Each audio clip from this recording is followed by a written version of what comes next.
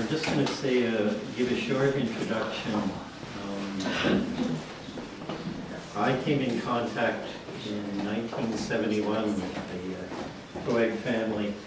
I was a new Baha'i, and there was a special event in Hull. And a bunch of us young Baha'is drove up that night to see the band Jamal was playing. If any of you remember back that far, or were here at that time.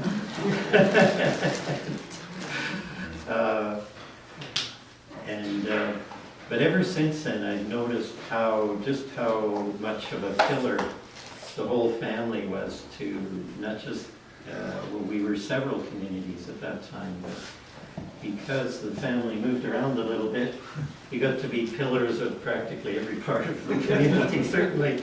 Certainly Gloucester and Canada and, well, in Hull, Vanier, in that's right, you were there when we first moved into Vanier, and also Russell, Canada, yes. So they've really contributed a huge amount, I think more than we can imagine, to the development of communities within the Ottawa area. And I had the chance also to meet Jamal's father, Daoud. And I could see right away, this was one of the things that impressed me, there's about 4 or 5 people I'd met who I felt instantly that they were half in this world and half from the next. And I could see it in their face, especially in the eyes. And it was as if I could almost look partly into the other world through his eyes. And it's only like that small number of people that I've come across who had that sort of appearance, you know. And yeah, they were all like, you know, I did the Herzade and some of the Hands of the Cause, and so they were obviously very special people. And I'm going to stop there and just say, let Jamal talk about, I guess you're talking mostly about Daoud tonight, but yeah, maybe a bit about the family too. Well, I hope a little bit here and there. Yeah. Good. Yeah. Thank you. Okay. Thank you very much. Well, hi friends. Hello. How are you doing? Good. Yeah, I'm really happy that you guys came here to share with me the love of my father. I loved him not just because he was a father, he was a friend, he was my mentor, he was the one who advises me on everything, and he built the love of the faith and the steadfastness in the whole family, you know. Also other people, even the new Baha'is that he taught them the faith.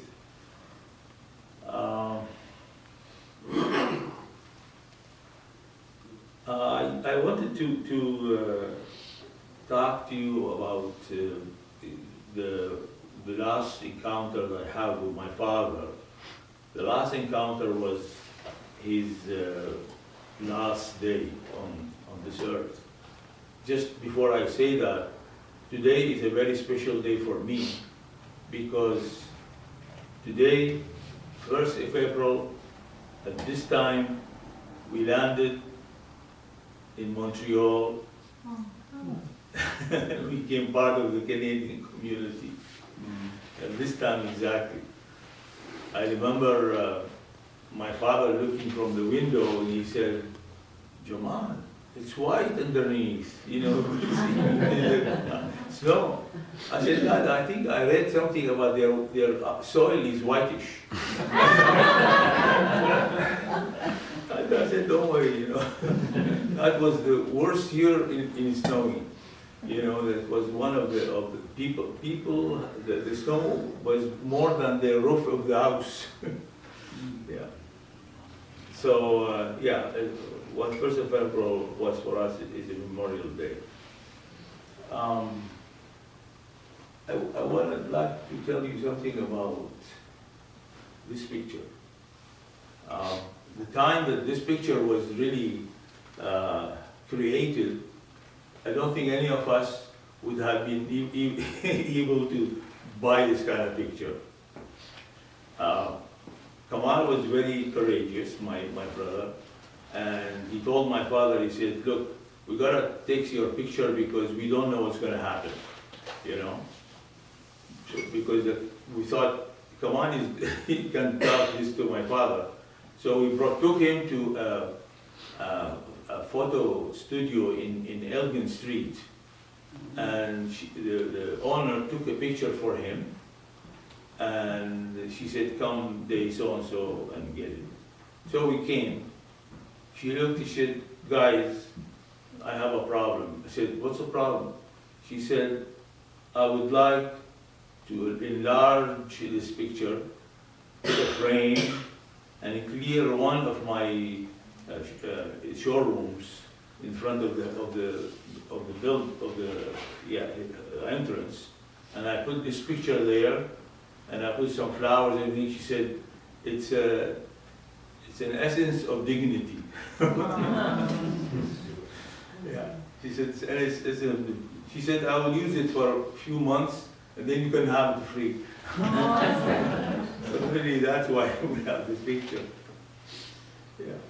I needed those things just in case I need some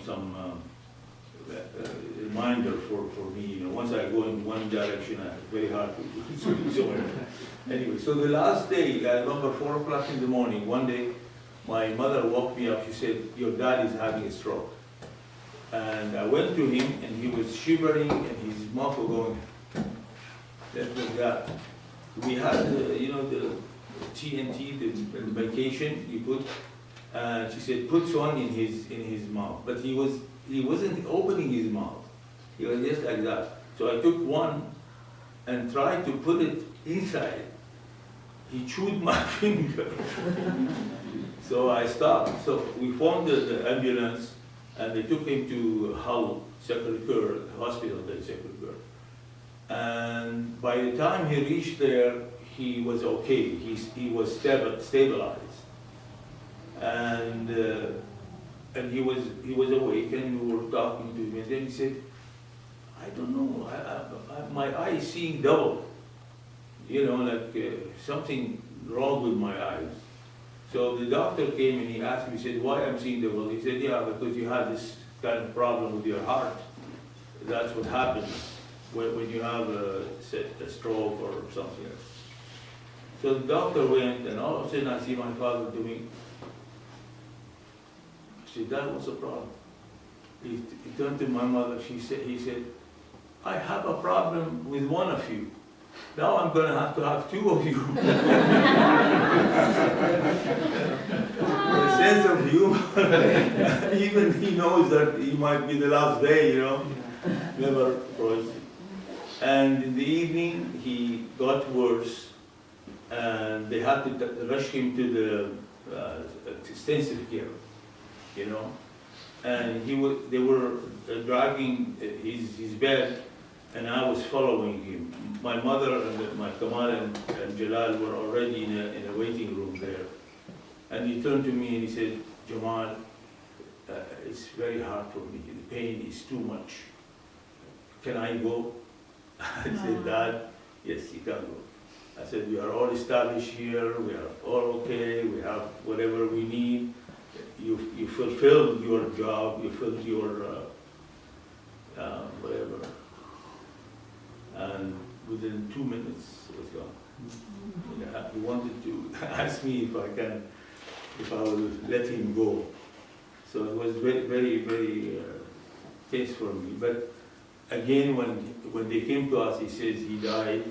I went and I went to the room that he died. I went and kissed him and hugged him.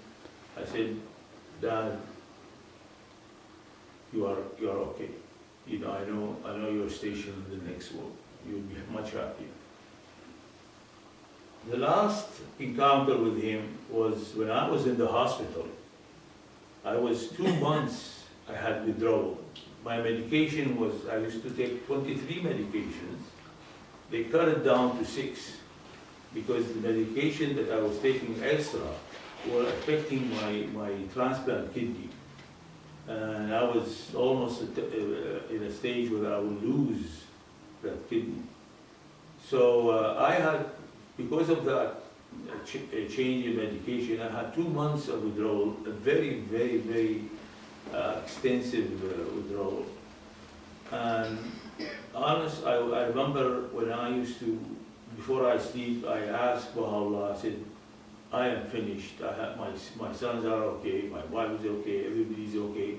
Let me go. I had enough of this life. Too much for me. I prayed for about a month for Baha'u'llah to take me, and he didn't do anything. So I said, maybe I should have an agent for me. So I turned to my father. I said, Dad, please ask Baha'u'llah to take me. Maybe you have more clout there than I am. And that night I saw him in a dream. You know, he was about 10 meters away from me, and the 10 meters full of people. So he was just like about inside the kitchen, and he was going like that, and then he turned to me like that, and he smiled. You know, all he did was, that means keep on trucking. Your dad didn't come yet.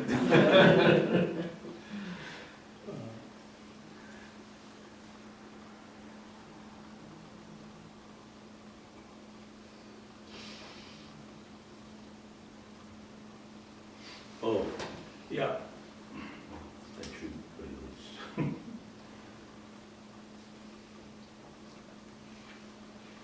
Yeah. I just wanted to say something to you about his way of acting with sons and his family. I remember I was maybe about 2.5 years, 3 years, something like that.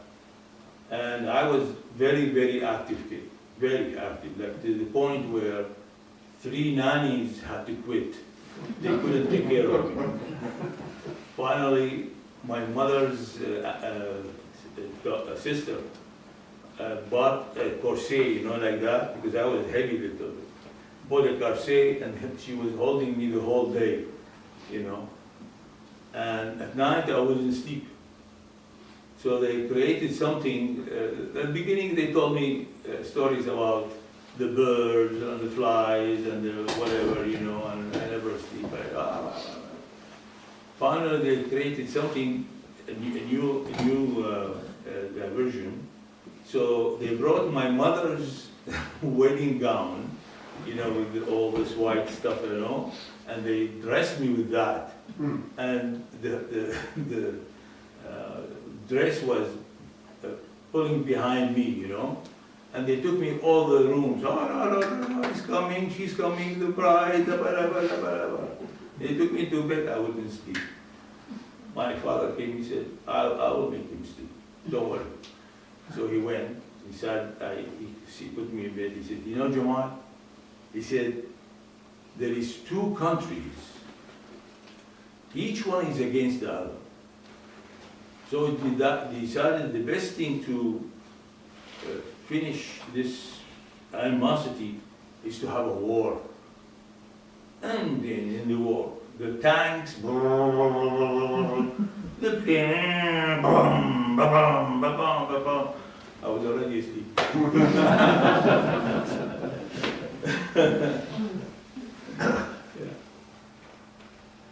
And then I remember once we were very, well, of course, I was the one who was instigating the whole thing. And my father used to say, you know, Jamal, the fish started being rotten from the head. That means you are the one who's teaching your brothers how to do the problems. And So we were in a huge bedroom, three of us. And when we go to sleep, my mother stays downstairs and he said, don't talk, you sleep right away because whatever. And of course, when I'm alone with my brothers, hey, wow, you know, stuff like that. We talk, we laugh. And my mother was really upset. She said, they are not sleeping. So she told my father, she said, go up, and she gave him a rope. She said, you hit him on their feet, you know, because they're making too much noises. He said, okay, but of course he didn't believe in him doing that. So he went upstairs. He said, look guys, your mother is very upset. So what I'm gonna do is have to make sure that she will believe what I'm doing for you. I said, what does that mean, Father? She said, I will hit the bed with the rope, but you guys say, ah, ooh. So she believes that he's really hitting her. Yeah. So he was a beautiful heart. He has very, very soft heart, you know, in everything. Yeah. It was really nice. I think I should graduate now to how he became a Baha'i. I don't really think he saw his father. I don't think so. He never mentioned his father. His mother, he mentioned, you know, that she took care of him. But he was from a wealthy family, a Jewish wealthy family. He was well educated. At the end, he knew 7 languages, plus Esperanto, you know, this language which is universal. Huh? Universal. Universal, and he learned Esperanto. And he was a friend of a Baha'i, but he didn't know that he's a Baha'i. He was a Jewish guy. His name was Ezra Sufair. Very, very nice Baha'i. We knew him later on because we bought a house near his house. At that time, my father used to go to, in all the people in Baghdad, in Iraq, they go to tea house, coffee house, tea house. They sit outside, they sit inside, whatever. And they find friends and sit down and chit-chat. And my father knew that this guy, he doesn't even have he's not even educated, but he's wealthy. Of course, the Jews, that's what they do, you know, power and money, wealth. But he wasn't educated. And this guy used to sit beside my father and he talked to him about the world and this, and investing in spirituality. You know, my father said, this guy doesn't have education. How come he's so learned in all this? Finally, he asked us, he said, how come you are so versed in those things? He said, well, that's by faith. So my father said, what's the by faith? To start with, my father was atheist and he wanted to have his own religion. He said, I can make better than Muhammad and Musa, Isa. I'm much, much better than them. I'll make the best religion. And he started talking about the faith. My father was hooked the first night. The first night he said, oh, what he's talking about this religion. So the next day he went to a British library, a bookstore. It's called Mackenzie Bookstore. And at that time, Baha'i books were available, you know, in English and Arabic and Persian. So he bought the Arabic and the English. And he went home and in his way also bought the Quran, the Old Testament and the New Testament. He said, if there is any prophecies, I would like to know what it's all about.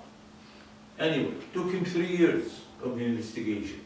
Every night he doesn't sleep, he's reading this, reading that, and he wrote a lot of notebooks about all the prophecies, about what's happening, what Baha'u'llah had said and stuff like that, you know. And after 3 years, he said, Jamal, he said, one day, it was the dawn, the dawn the sun is rising. I said, this is a way of punishment of people. They do like that in the Middle East, you know, they squeeze it. He said, I did this to my ears. I said, Daoud, you cannot do a better job than this one. This is the right one for you. And that's how we became Baha'i. At that time, people used, whenever a Baha'i declares, they write to the guardian for blessing and, So he said, I'm not going to write to the guardian. I'm going to wait until we are 9. I have to teach another 8 Jewish people the Baha'i faith, and then we send our names as the 9 people to the guardian. And that's how, those were the only 9 people Jewish in the community all the time. That's because his first effort was to have 9 Jewish Baha'i people. And the guardian told him later on, he said, he really likes the Jews when they become Baha'is. They become very steadfast and courageous, and they do a lot of services to the faith. Yeah. So till now, even the sons, the grandsons, and of those families, they are Baha'is and steadfast. Yeah. So just. Yeah, like he was a merchant, and merchants at that time, what they do is import and export.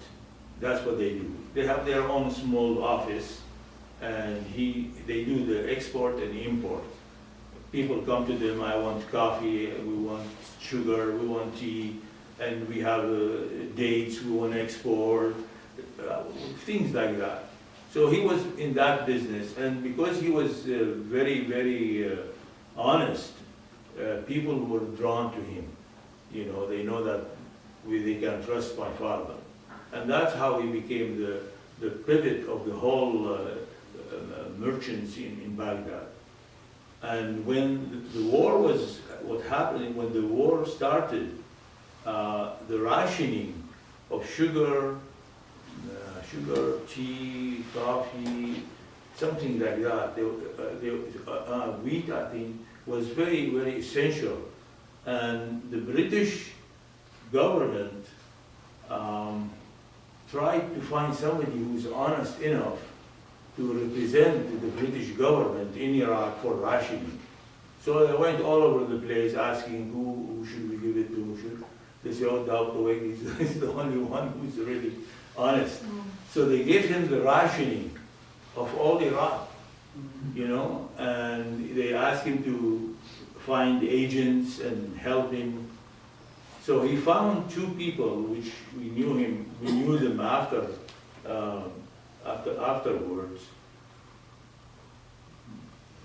They were very honest people, and those people became millionaires. And they never forgot that the reason was my father Daoud Toeg.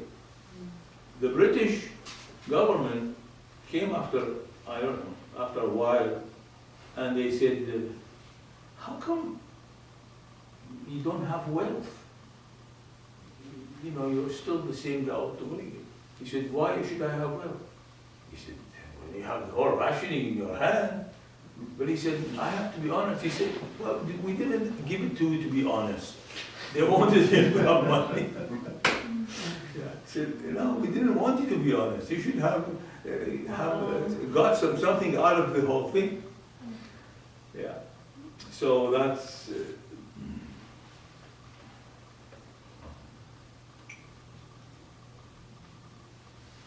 now I'm going to switch to his services to the guardian. Well, before Israel, there was Palestine at that time. Palestine, when the guardian was there, and even at that time, he was married to Ruqayya Khan. Iran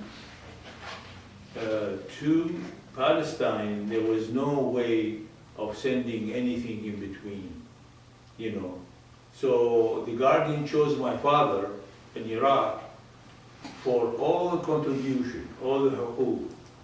Everything comes out of Iran to the guardian, goes to my father first, Then from my father, it goes to the guardian. That's the way it was supposed to, what was like that. And it's not only the money. The money, I'm pretty sure, hukuk at that time used to be in the millions. You know, people, Baha'is were very, very rich. You know that kind of thing. Because when they used to go to Abdul Baha, or visit Abdul Baha, they asked two things. Even they asked for wealth, or you ask for steadfastness in the faith and their families. So the people who asked for steadfastness in the faith, the generation after that, they all became Baha'is. But the people who asked for wealth, that's what's happening. Baha'u'llah said, if you ask me for whatever you ask, I will give it to you, but you deal with the aftermath. So the people with the wealth, their children, grandchildren, they weren't that steadfast in the Baha'i faith. So, but at that time, they were all wealthy, and they were sending hukuk and everything to the guardian, and went to my father. And the same way, all the gifts to the guardian from the Iranian people, all the tablets of Baha'u'llah, the Bab, everything like that goes to my father, and then it goes to the guardian for archives, whatever. So we were privileged as a family when he used to say, guys, sit down here, and my mother would sit down, I will tell you what's in this tablet of Baha'u'llah that nobody had seen, nobody had translated it. So he used to tell us this kind of thing, you know. And because we were young, it was enshrined in our mind, in our brains. We know exactly what's all those tablets is all about. So now, we remember all this, and we say, oh my God, you know, Baha'u'llah said this, Baha'u'llah said this. Yeah, so this is his services to the guardian. Every transaction, everything that goes from my father to the guardian sent him a telegram that it's reached the amount of so-and-so, the amount of so-and-so. I remember the telegrams that we had, it used to be about that thick, the telegrams from the guardian of the amount that came. And in between, the guardian asked Ruhiyya Khanum to write what the guardian said to my father in a letter. Either Ruhiyya Khanum writes it, the guardian said this, in your for you, or the guardian will write it in his own handwriting, you know, either Arabic or English, either Arabic or English. So the things that he wrote to him, I'm gonna just give you just samples from his writings, because it was about 30, 40 letters, and all those letters went to the archives in Akka now, and even those the telegrams are all in the archives in Akka. In Haifa. He used to call my father Al-Khil al-Wafi, in Arabic. Al-Khil al-Wafi. Khil, in Arabic, the word love, the degrees and the kinds of love are 35 words, which gives you different things, you know. I started looking into that when I said, I know 8, but I'm pretty sure there is more. So I started going, researching that, and then I found out it's 35. The Al-Khil, the one that the guardian used to call my father, when I went through the whole thing, Al-Khil was number 27. It means my beloved and my friend. In the same word, Al-Khil means beloved. That's why, like Muhammad, the Prophet Muhammad, they call him Khalil. He gave my mother a title. He said, your wife, Al-Muqina, the woman with certitude. You know, he calls it Muqina. Jack McLean, his daughter, my mother called her, tell her to call her Mukina. They say, it's not really Muki, her name is Mukina. And for us, three of us, he said, how is your sons? But he didn't use sons, because sons means awlad, your sons. He used a word in Arabic, which is really beautiful. He said, how is your anjal? Anjal means the people like you and that will carry on what you started. It's not just a wallet, but like as if he inherits you in everything. Yeah. And he said, how is your Jal? Jamal Effendi, Kamal Effendi, and Jalal Effendi. So he gave us his title, you know. And of course, those titles didn't come free like that. It came with tests, difficulties, and blessings. Yeah. So we are thankful that somehow we've been blessed to have this kind of a title in our lives. And the other one, again, the guardian said to my father, he said, you will be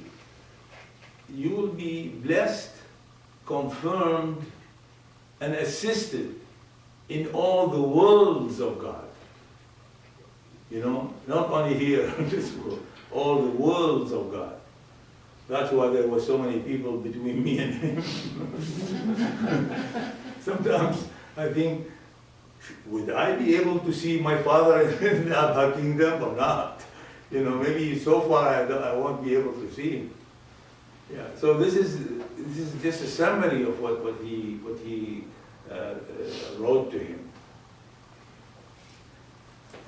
And then in one of the letters that the guardian, he asked my father, would you please learn Farsi? You know, I want you to learn Farsi. My father forgot about it, you know. Guardian said, learn Farsi. Yeah, I will do it one of these days. One day, you know, like the guardian used to send letters to the Baha'is in the world. And he used to send the one to Iraq because he wanted to send to Iraq and he sent it to Iran at the same time. So the letters used to be in Farsi, in Persian. And there is somebody his name is Kamil Abbas, he was the secretary of the National Assembly. He's the one who knew Arabic, English, and Farsi, and he used to translate this to the Baha'is, the Iraqi Baha'is. And I remember, he said, my father, I came one day to the feast, and I'm so happy that I'm going to hear the letter from the guardian and what he said about Iraq and what the services and stuff like that. He said, Kamil Abbas was sick. Nobody translated the letter. He said, I was so upset. He said, I said, I'm going to learn Farsi and I'm going to translate the letters. So he went again to the library, got all the books about learning Farsi, and he learned it in about a month. He learned all the Farsi. And of course, later on, he taught my mother to talk the Farsi and everything. So now let's talk about his pilgrimage to the guardian. He said he asked to go on pilgrimage to the guardian, and the guardian say, okay, you come so and so date and stuff like that. My father said, you know, I went and I ordered a suit for me, white suit with cotton, you know, and beautiful shirt, beautiful tie, new shoes, you know. I'm going to meet the guardian after all. So he said, I came. He said, when I saw the guardian, I felt so stupid. The guardian with his clothes, maybe you guys have seen it in the archives. Yeah. His clothes are all worn out, his shoes is half done. You know, he said, I came with this, so, and the guardian is not dressed up like me. said I was ashamed of myself that I went and splurged on so many things. Then guess what the guardian asked him? The first thing he asked my father. Guess what? Farsi, did you learn Farsi? Jamal Toeg, did you learn Farsi? He said, my father, I went into such condition. He said, all the blood came all the way to my brain. And I was completely oblivious of the whole world. I didn't hear anything. I said to myself, can you imagine the guardian asked me to learn Farsi and I would say, no, I didn't. Yeah, he said, better for one. Yeah, I learned Farsi. The whole pilgrimage, the whole time he was a pilgrimage. The guardian, at that time he used to be the English people going to pilgrimage. They have English or Persian, depends on which group. He said he speak to them in English and everything, and then he turned to me, everything in Farsi. You know, the whole thing, whatever he said in English, he do it for me in Farsi. He knows that he wanted to give him. There is a reason for that. I will talk to you later on. There is a reason why the guardian said anything to him in Farsi, because he needed him to speak to Farsi later on for people. Anyway, yeah, he said, my father said there is 2 or 3 prophecies that the guardian had told him. One, he said the Kurdish, they will get their independence. He said they treated Baha'u'llah very, very nicely. They respected him. They offered him services. They fed him. They respected that name. His name was Darwish Muhammad. That when he was in Sulaymaniyyih, near Sar-Galu, near all this, his name was Darwish Muhammad, you know, and he said they treated the Baha'u'llah very nicely. They will get their independence. Just about 10 years ago, they got their independence. Now Kurdistan is a state by itself. You know, they are governing themselves. They have universities. Unbelievable what Kurdistan is right now. Because at the beginning they say, because they don't have a way to a sea or an ocean, they won't be able to sustain their independence. But without anything now, they are still got their independence. And the other thing he said, Israel in the future will be governed by different governments, not a Jewish government. He said it will be from different countries of the world, there will be people governing Israel. So we'll see when this will happen. Yeah. And Jack McLean told me, he told Jack something, I forgot.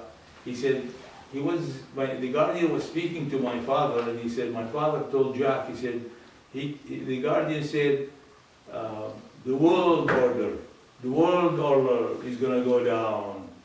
And he said, Jack told me, he said, your father saw the whole world is going down. You know, like between his hand and down there. He said, I saw the world going down. And this beautiful world order of Baha'u'llah will go up. He said, I saw the light and everything is coming up, you know. And then at the 19th day, the guardian asked him, he said, I want a full day with you.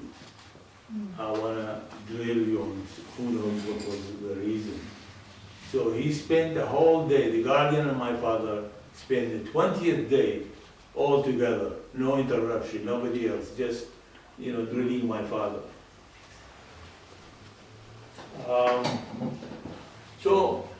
And always used to, the guardian tell him, Bugu bihibba Baha'i, Bugu bihibba Baha'i.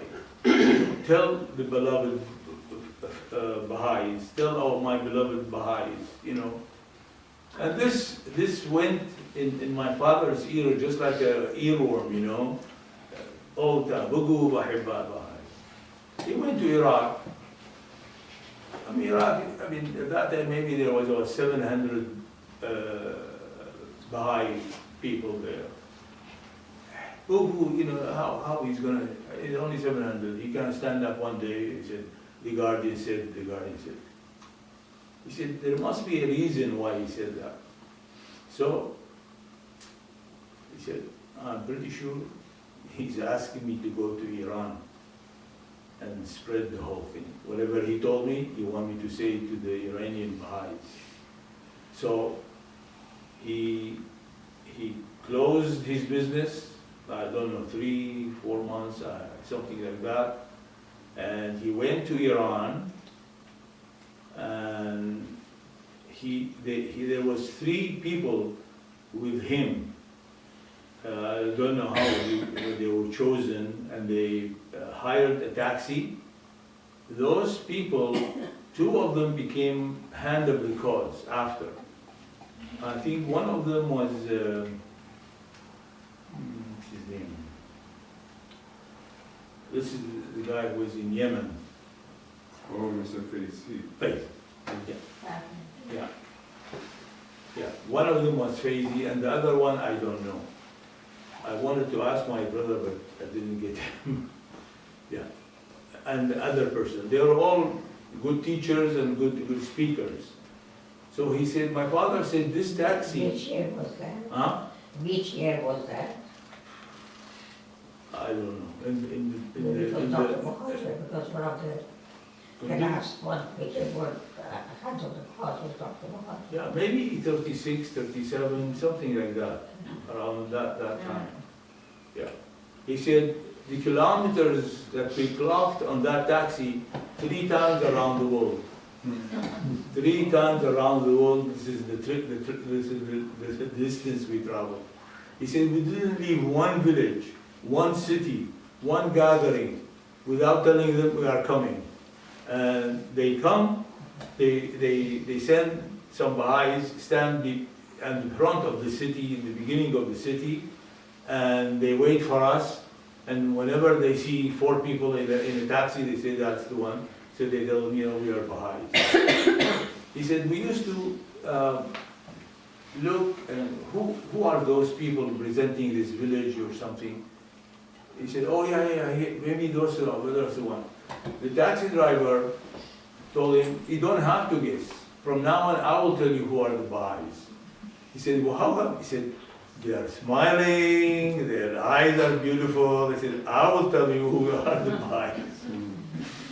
And with those travel, there were, I don't know how many people, when there was a firstborn in the family or a child, they named him Daoud Toeg.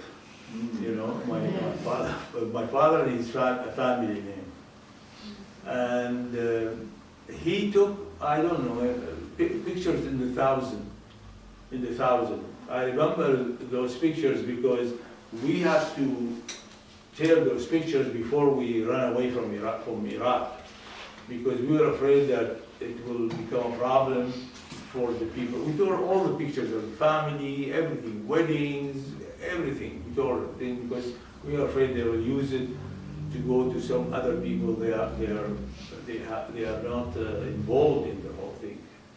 Yeah, but he sent the whole albums to the Guardian. He sent the whole thing to the Guardian for the archives. What the Guardian said, he wrote to him, he blessed him for his work, for this, and he said, East and West, they will follow your footsteps in the future. And that was the beginning of travel teaching. Yeah, that was the beginning of travel teaching. And the Guardian told me, you know, you started this.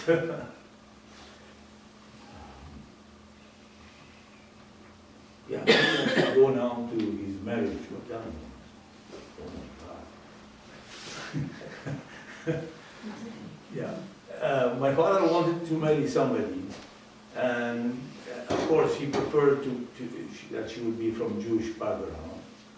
And finally, they told him there is a very beautiful girl from a family called Korean. This family is very well known. They're from a very high standard, for very high people. So he said, well, I just need to know like what kind of a face or something. They said, okay. One of the main roads in Baghdad is called Rashid Street. He told him, so time, you stand in one sidewalk, she will be coming from the other sidewalk, you know. So my father was standing, and she came from the other sidewalk. He said, yeah, it's okay, I like to marry you. At that time, all the Jews, when they, for the first, because the man chooses their daughter, they give him money. That's a dowry, you know. All the Jews, that's what they do. The more the girl is a little bit ugly, the price goes up. You know, if she is dark, price goes up. Because my mother was okay, was something never happened before. They wanted the money from my father. you are getting the, what they call it, the creme de la creme.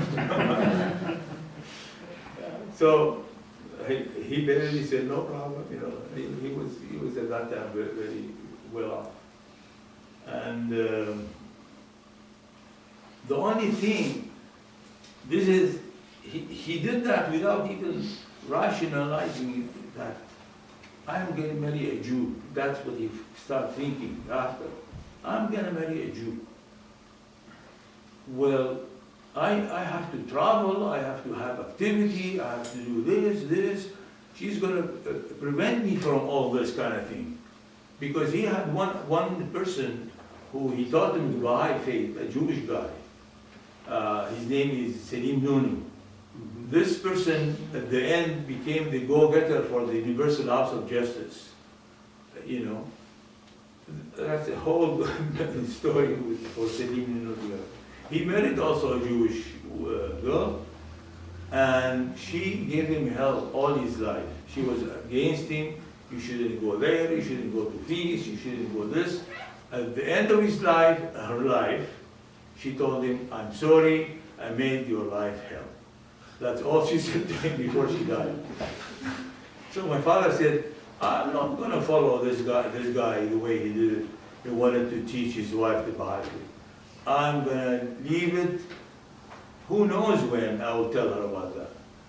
But they asked, her family asked, her uncle was a very, very famous doctor in Baghdad. When he went to Israel, he became Minister of Health in Israel. He was a very well-known doctor. So, her mother asked her brother, she said, what's this Baha'i? He said, nothing to worry about. It's like Freemason. You know, it's a club, a movement, you know. He's a good man, he's this, everybody say Daoud Toeg is good though.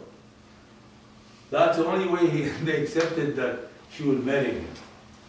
So, my father couldn't wait to talk, to wait until some time to talk to her.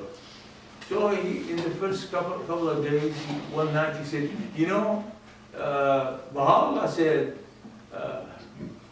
it's not a big deal that you love your country. It's you love the world. She said, yeah, that's right. Yeah. She didn't say that. The second night, something like you are all branches of one tree and something one sees, stuff like that. She said, can you tell me what's this bike really all about? I said, no. we have a long time, we are just right now. Of course, the Jews in Iraq, there is no engagement. The engagement is marriage. Like when they say Quddus. Quddus is you already marry her, so that you will be able to go out together in case they sleeps with her or whatever. It's a marriage. If they break it, they have to do a divorce. But it's called engagement, and then they have the marriage. So they were together, like a Quddus. They were promised to each other. So, she asked me, she said, what's this all about, my faith? Can you tell me something about it? My father said, we have a long time, we're going to talk about it later on, blah, blah, blah, blah, blah. My mother looked at him, she said, I want it now. I want it now. He said, it's something in you, it's a new faith, it's very nice, it's unity, diversity, peaceful, stuff like that. She said, what else? He said, things like that, nice things, to live together nicely and without problem. She said, is that a religion? My father said, sort of. She said, I believe. My God dropped like that. How can she believe? She said, I see dreams. She said, I am also against the Jews and Muslims. How come those people, they don't live together, they don't become one, no, they have enmity between them. How come they're all from God, they're all religions, how come they don't do it? I don't like all those religions. I think God has to give him, he has to have a religion which it bring everybody together. My father, what's she talking about? He didn't have dreams about that. I dream of older person, white beard, and I'm now nude. I'm in the nude. And he puts on me a robe. And he said, I clothe you with the robe of heaven and earth and heaven. He said, this dream continues. Every other day I see this dream. My father said, that's an Abdul Baha problem. Yeah. So she said, I want to be, she said that you have to be a Baha'i. She said, I want to be Baha'i. So she came Baha'i within a week from their engagement. Wow. Then after that he started thinking, suppose she didn't become Baha'i, what would have happened to me? She would hindered my activity and everything. Then, after the Jews went to Israel, I think after Israel was 1948, I think after that a few years, the Iraqi government told the Jews that you can go to Israel, Palestine at that time. Palestine, whatever. History for me is not my cup of tea. And they went. So her mother, her sister, her brother, they were the last people from her family that they didn't go to Israel. All of them left. They were the only three. They stayed because my father used to spend on them and rent their houses for them and stuff like that, So they stayed, but then eventually they said, we want to go. So her family went, all of them, all the Korean family, they all went to Israel. Then my father sat down and said, he had two marriages, a Baha'i marriage and a Jewish marriage. Maybe I should tell you about the Jewish marriage. Yeah, the Jewish marriage was done in a synagogue, the biggest synagogue. It's called the Toeg synagogue. So if I say my family name, everybody knows I'm Jewish. You know, that's why I had to hide my family. So he went to the synagogue, and you know, like when they have the wedding ceremony, the rabbi, the head rabbi of Iraq was the second cousin of my father. So the rabbi put some kind of a glass and put wine in it, and he drinks from it, and then give it to the husband. The husband drink of it, and then the husband take the glass and make his wife drink of that, and then he has to throw it and break it. If it doesn't break, that means the marriage is bad. Yeah. So all the Jews in Iraq, he's Baha'i, he cannot drink. Let's go and see how he's going to do it. They went in droves. They wanted to see my father. Finally, he's going to drink wine. You know. So my father was standing like that and everything, and the rabbi took the wine, put it in the glass, and you know, gave it to my father. You know, my father looked at me, he said, "Pow!" Broke the wine and the glass. So they thought the rabbi would say something. The rabbi was afraid from my father because he's his second cousin. He would give him shit maybe. Shut up, huh? Because my father used to go to his, they call it midrash. Midrash is they sit together and they talk about the Torah. He used to go to his meetings and he always challenged him. In the Torah there is something like that. Who is that? Well, I said, you know, anyway. One day he was talking about the Prophet Muhammad in the Torah, about the brother of so-and-so and stuff like that. And he went to that meeting, and my father says to the rabbi, to his cousin, he said, "Rabbi, what's this thing in the Torah? It says it should be from so-and-so and so-and-so. Well, you know, like maybe it's a family of that, a family of this one." Of course, my father wanted him to say, it's Muhammad, you know. He kept asking him, and he wouldn't answer. Finally, my father got fed up. He stood up and left the room, went outside. The rabbi went after him, you know, went after him. He was walking, the rabbi turned him like that. He got him like this from his he said, "Baha'u'llah, Baha'u'llah, Baha'u'llah. What do you want me to lose my livelihood?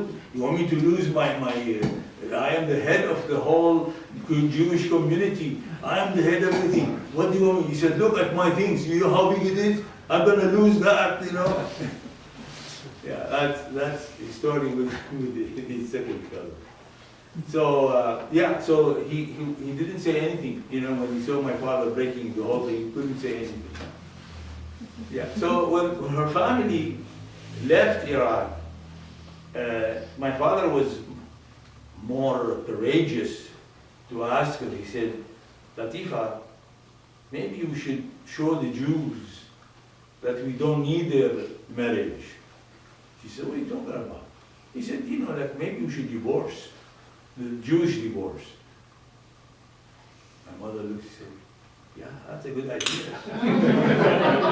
No, everybody that we are against, we don't believe in the Jewish thing.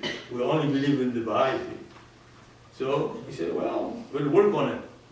So to do that divorce, they have to have 13 rabbis present. It's a hard thing to do in the Jewish thing. That's why they keep trying to keep the marriage there. I mean, of course, the religious marriage, you know, the civil. So they sent the chauffeur that he used to work for us. They sent him to 13 houses, rabbis, to bring them to the house. And what they do is they read some kind of prayers and stuff like that, and then they call it Hattara.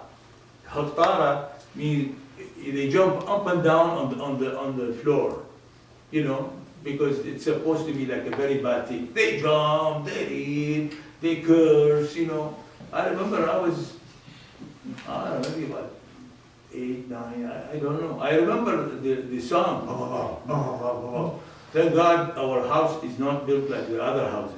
It was built of reinforced concrete. So nothing happened. Pa, pa, pa, pa. And then they granted him the divorce. We had a Jewish driver, Jewish chauffeur. And this guy didn't understand what's going on. Of course, the guy was not even educated. He went to the dining room, and he hid behind the curtain and started crying because anyway. So my mother tried to tell him to go to get us from the school. She said, "I'm gonna go to Gurji and tell him to go and get the kids from the school." So she was looking for him all over the place. Finally, she saw the curtain moving in the dining room. So she went, she opened the curtain, he's there crying. He said, this Daoud Toeg, what did he do to you? Once your family are out, he divorced you. This guy, I thought he's a nice guy. He said, no, don't worry, we are still married. He said, where should I take those kids? Your house, his house. He said, no, we're still married, don't worry, go get the kids, you don't have to cry. Yeah. So he divorced, and of course, every Jew in Baghdad knew that my father divorced and they are living in sin with his wife.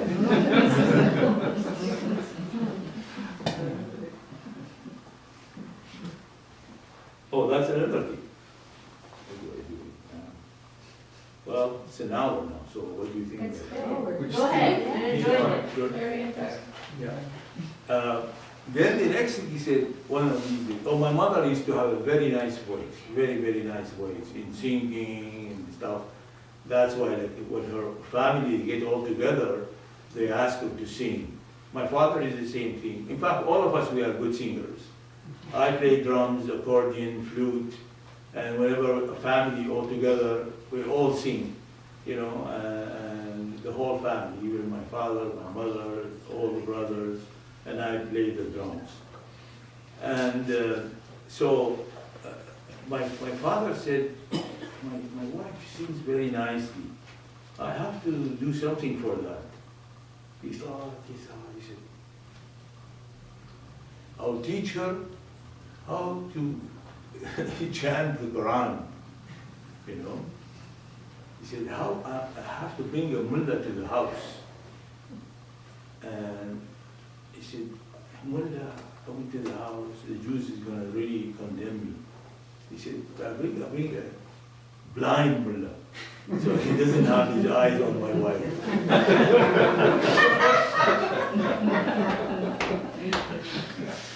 So they went and found a blind mullah. He told him, I want you to teach my wife the Tajweed al-Quran. They call it Tajweed al-Quran. I said, sure. He said, you come to this, he was blind, but I think I had a feeling he was, what they call it, officially blind. He used to maybe see some shadows or something.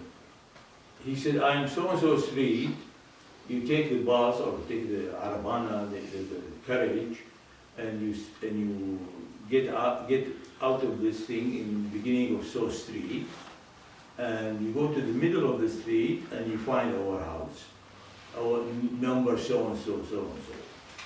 The mullah said, sure. So the mullah came, he's trying to find Daoud Toeg house. She doesn't know how he's going to get it. He doesn't see well how he's going to look at the door. So he went to that street is all Jews. It's a neighborhood, Jews neighborhood. So he went to the first house in the street. He said, maybe I should start here and ask. So he knocked the door, tap, tap, tap, tap, tap. The Jews get up. There's a mullah. Something is wrong. Yeah, what do you want? Where is Daoud Toeg house? He's there. Why do you ask about it? I have to teach his wife the Quran, the Quran. Well, in 2 minutes, the whole neighborhood knew that the mullah is there to teach my mother to teach the Quran. Anyway, he went to every other house, and finally he went and found out. But my father got his wish. All the Jews now, they know that he's teaching his wife to read the Quran. So she accomplished. She did well. She knows how to sit. In fact, her voice was so nice, her chanting. They went to 5 conferences around the world, and each time that Ruhiya Khanum was there, she would ask my mother to start the conference, tablet some prayers of Baha'u'llah, at the beginning of those conferences. Whenever Ruhiya Khanum was there, she used to chant, Jack is not here, he knows. When she chants, Jack gets really emotional. Yeah. So, yeah. Oh, my father was asked by the Guardian to help finding the houses of Baha'u'llah in Turkey. They didn't know where Baha'u'llah lived. So my father used to travel to Turkey to try to find out where are those houses, and finally he found 2 of them. And if you go to those houses, there is a plaque there that says Daoud Toeg was, instrument in finding this house and stuff like that, So, so he accomplished, I don't know, 2 or 3 or something like that, or all of them, but I know 2 for sure. He found those houses of Baha'u'llah. So on one of his travel, asked my mother to go with him. At that time, she was pregnant with Jamal, my youngest brother, and she traveled with him, and they reached Turkey. There is a Baha'i friend there who volunteered to show them all the old buildings and stuff like that. So, so this Baha'i friend was with them, showing them. They went to the biggest mosque in Turkey, in Istanbul. It's called Hagia Sophia. I think they call it now Blue Mosque, something like that, the Blue Mosque. So they went there, and they were standing and looking what's going on, stuff like that. And the Baha'i friend, found the mullah. Oh, it was summer, August. It was Friday. It was Ramadan. It's fasting, and of course, Friday is they have the community prayers, what they call it, communal prayers. And he went to the mullah of the mosque. He said, "This lady knows how to chant the Quran the Arabic way, because nobody in all the Arab countries who can speak the Arabic language beautifully, according to how those letters are pronounced, is Iraqis and maybe Saudi Arabia. I'm not sure. The only country is Iraq." And he said she knows how to chant the Quran in Arabic. Of course, there is all Turkish people. So he said, "But you have to beg her." So the mullah came to my mother, "Khan, please chant the Quran for us." She said, "I'm pregnant. It's hot. You have to go to the minaret, all the way in top." And he said, "It's too much for me." My father told her, "Go, go." So the mullah pushed my mother all the way to the minaret, all the way, pushed her all the way to the top, sat down, and she read the Quran for all those people. Wow. Yeah. And my father chuckling, ha ha ha. The boy said, "Why you are laughing?" He said, "Ramadan, Friday, Imam comes back for a Jewish woman. he's a Baha'i, to chant the Quran for all the people on Friday. How can I do that? he said, you know, this is what Allah done. Yeah. So this is one of my father's accomplishments.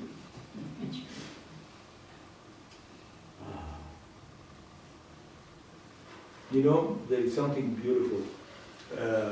When they built the original Hazira al-Quds, beautiful building, beautiful. It is about 1 block, the length of it, 1 block, and a huge building. Those 2 buildings, there was 2 buildings. They were connected with the sidewalk. In between, there was a building, there was a land, which was supposed to be the future hall, a real big hall, furnished and everything. But of course, there was not enough money to do such a project. So the guardian, when my father was there, asked my father, when are you going to finish this hall? I want you to finish it. And my father said, Qurban, if we do it, they're going to take it. The government will take it. They will say, oh my God, look at the buildings, everything. You know what the guardian said? I want them to take it. You know, because he knows once they take it, something is going to happen. And that's exactly what happened. They finish the building, they furnish the seats with teak, velvet, the curtains, velvet, beautiful, beautiful, you know. Honest to God, the youth were only able to act the Tahira act in it, and then the government took it. Yeah, and that's why now they're suffering, because that's what the guardian said. I want them to take it. So the guardian knew what's going to happen in the future.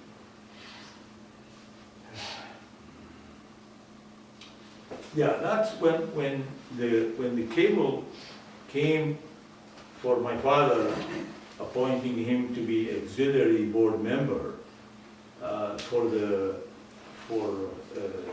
hand of the coast Khadim. He was assistant for Khadim for protection.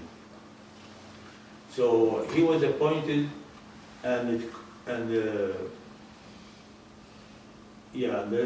remember I saw my father sitting down reading something. I wasn't old enough to understand the whole thing. He was reading this telegram, and he started crying. And then all of a sudden he said, I think it's your mother, not me. Because it says to wait. I think it's Latifa, not me. He was happy. This burden is given to his wife. And he and my mother were fighting. He said, it's you. She said, no, I think it's you. You know, finally they had to send a telegram saying, who is the one?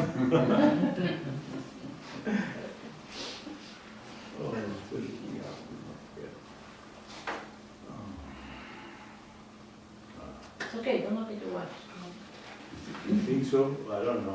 Jamal, why don't you tell more detail about taking over of the Hazira and all of that?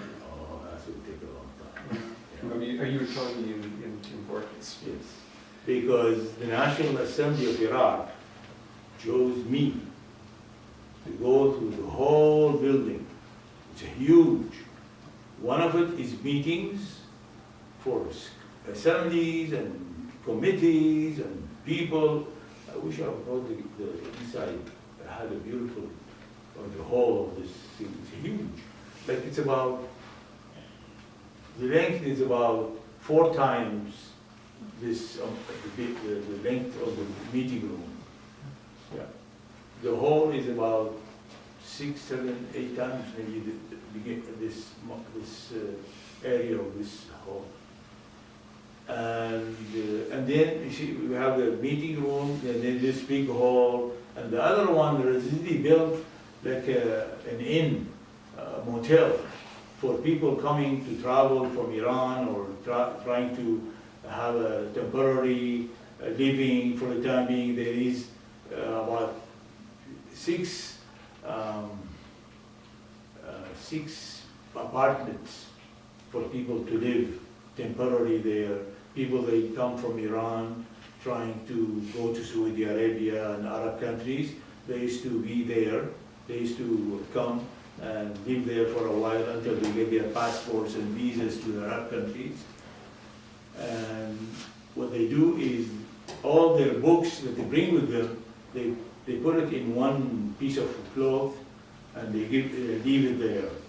Honest to God, when I was looking, of course I will have to continue, they asked me to go through everything in the Hazira. Destroy anything which leads the government to think that we are collaborating with Israel, with Palestine. Anything which has names on it, any money stashed somewhere, anything that you think is going to be, is going to give some leads to the government to go and point fingers at the Baha'is or any other people to destroy. I put, you know, the tanur where they used to make the bread, you know, the clay, the hard clay, you know. For 10 days, day and night, this was on. And the books that went there, the paper that went there, everything that I think it is going to be a problem was burnt. Day and night. And they even asked me to burn all the minutes of the National Assembly of Iraq. They say the minutes mentions that it is something which is not right, burn it. I burnt all the archives of Iraq. I mean the minutes and all those things. I found pamphlets in Hebrew. Can you imagine the government of Iraq will come and see pamphlets in Hebrew? I saw receipts for contribution to Israel, not Israel, to Palestine. Can you imagine they would say, they built Palestine, those Baha'is. I burned everything. Oh, that's a story by itself. We'll leave it some other time. Yeah.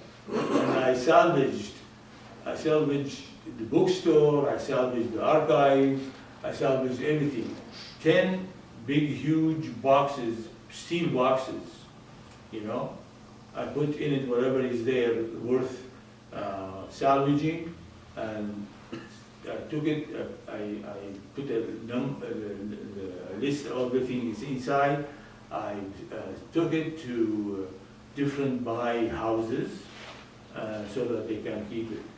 One of them was the Guardian sent to Iraq for their protection, the cloth of Baha'u'llah with the blood of his son. You know, when his son fell down, he was holding him, so the shirt of Baha'u'llah with the blood of his son was given from the Guardian to Iraq for their protection. Yeah. This is also one of the things that I put together. And my wife, Nina, she said, I sent this, I brought this bag, steel bag. I brought it to her family house, and they put it in her bedroom. She couldn't sleep that night. She relied around this bag, you know, from the spirituality of what's the content of this bag. Finally, the father had to move it from her room to somewhere else. Yeah. Anyway, so this is the story, a little bit of a glimpse of the story of how I went through cleaning all those Hazira, all the things in Hazira. Sar-Galu, anybody? Maybe I'm mentioning something about Sar-Galu. Yeah. So, and then, again, my father said, I am the one. Nobody knew where are the caves, what happened to Baha'u'llah, the Darwish Muhammad. So my father took on to travel all the way by mules, by things, even to go to Sar-Galu. That's where Baha'u'llah was for 2 years in the mountains, in the caves. Because there are 4 caves in that area, in those mountains, 4 caves.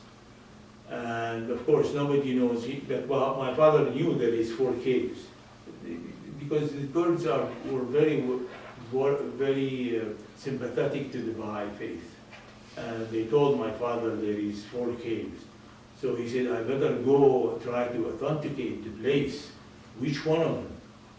So I said, maybe I should go. So he went. It's so funny. There is so many sects of Islam.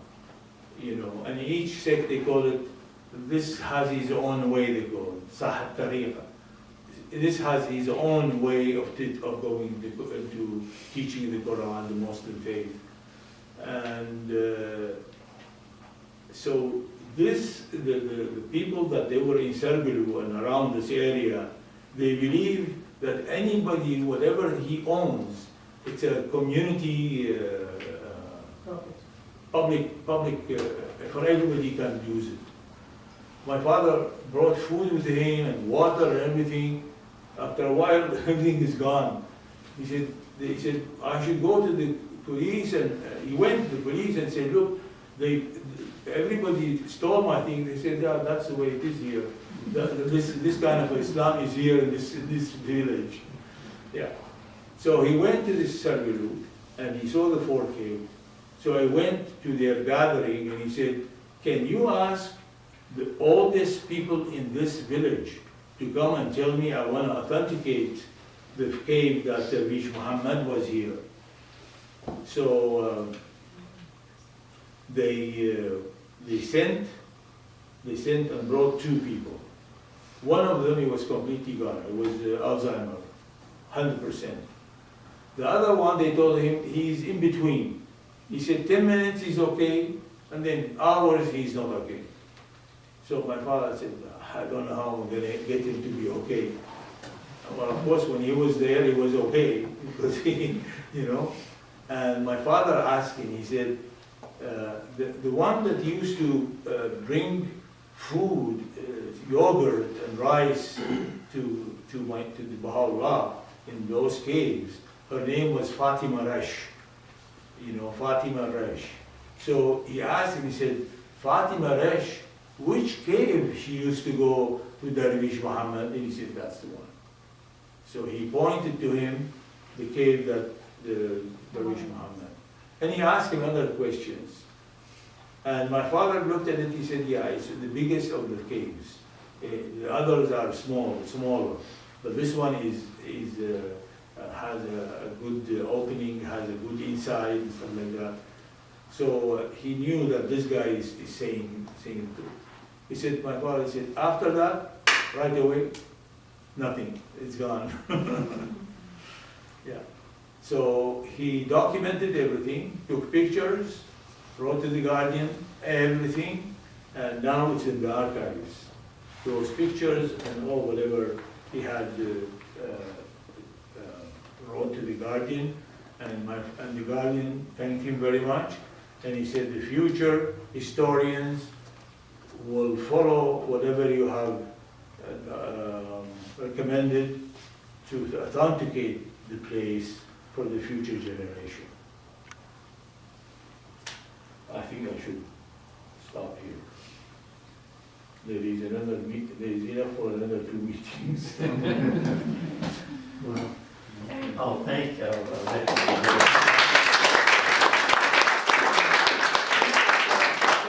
Something I would like to talk about how we are behaving in this day and age.